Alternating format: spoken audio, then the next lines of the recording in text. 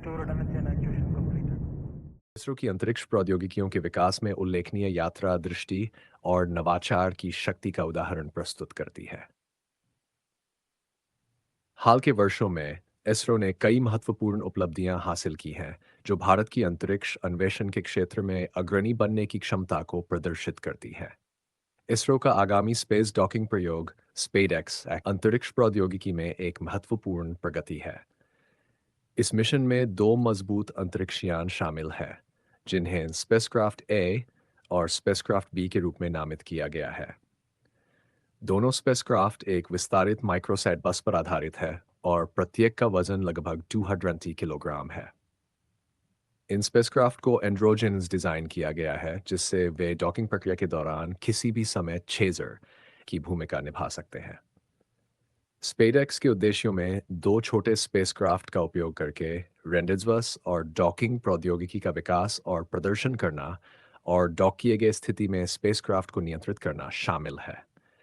इसके अलावा मिशन का उद्देश्य डॉक किए गए स्पेसक्राफ्ट के बीच पावर ट्रांसफर का परीक्षण करना है। स्पेसएक्स में प्रमुख स्वदेशी प्रौद्योगिकियों में रेंडेजवस और डॉकिंग के लिए सेंसर, डॉकिंग मैकेनिज्म और स्पेसक्राफ्ट्स के बीच डेटा के ऑर्बिट एक्सचेंज के लिए इंटर सैटेलाइट लिंक शामिल है। स्पेसएक्स में जटिल डॉकिंग प्रौद्योगिकियों और विशेष आकलनों का उपयोग किया गया है, जो दूरी, स्थिति और अभिविन्यास को सटीक रूप से मापने में मदद करते हैं। डॉकिंग प्रक्रिया को विभिन्न चरणों में विभाजित किया गया है।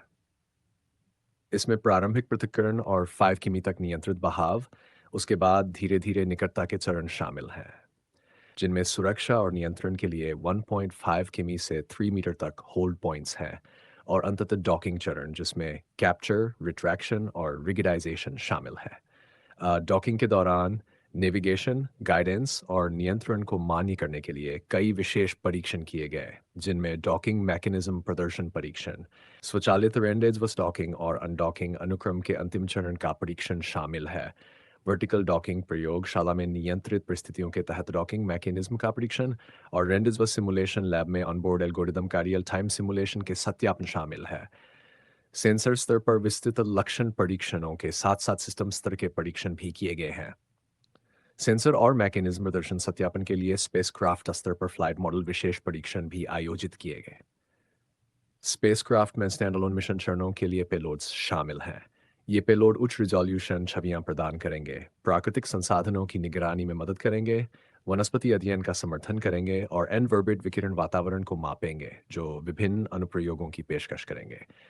स्पेसएक्स को भारत के अंतरिक्ष बंदरगाह सतीश धवन अंतरिक्ष केंद्र SDSC शैर श्रीहरिकोटा के पहले लॉन्च पैड से इसरो के workhorse rocket PSLV core alone संस्करण के माध्यम से 475 किमी की ऊंचाई पर 55 डिग्री झुकाव पर लॉन्च किया जाएगा।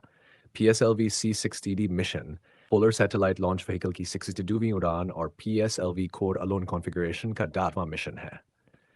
PSLV C6 पहला वाहन है, जिसे PSLV इंटीग्रेटेड फैसिलिटी में PS4 चरण तक इंटीग्रेट किया गया और फिर सैटेलाइट असेंबली और लॉन्च के लिए मोबाइल सर्विस टावर में स्थानांतरित किया गया।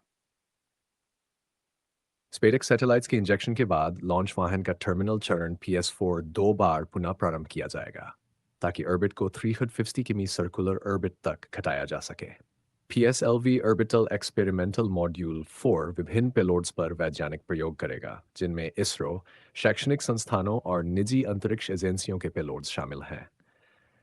इस मिशन के साथ इसरो अंतरिक्ष अन्वेषण में भारत की विशाल क्षमता का उपयोग करेगा, दीर्घकालिक मानव अंतरिक्ष उड़ानों का मार्ग प्रशस्त करेगा, प्रस्तावित भारतीय अंतरिक्ष स्टेशन के लिए आधार तैयार करेगा और ड्यूसल्डन सीडी तक चंद्रमा पर भारतीय को उतारने की दिशा में कदम उठाएगा। इसरो का प्रत्येक कदम राष्ट्र को प्रेरित करता है और अंतरिक्ष में असीमित भविष्य के सपनों को प्रज्वलित करता है।